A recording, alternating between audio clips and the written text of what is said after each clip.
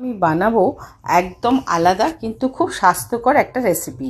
অনেক সময় আমরা ফুলকপির পাতা ফেলে দিই বাজার থেকে এনে, কিন্তু এই পাতাতে প্রচুর পুষ্টিগুণ আছে, আয়রন, ফাইবার।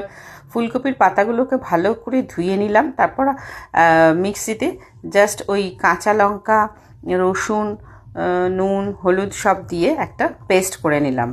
করে নেওয়ার পরে কড়াতে দিলাম কালো জিরে আর শুকনো লঙ্কা ফোড়ন দিয়ে ওই পেস্টটাকে কড়ার মধ্যে ঢেলে দিয়ে ভালো করে নাড়াচাড়া করে শুকিয়ে নিলাম। যখন শুকনো হয়ে গেল তখন ওপর থেকে একটু মিষ্টির জন্য চিনি দিয়েছিলাম।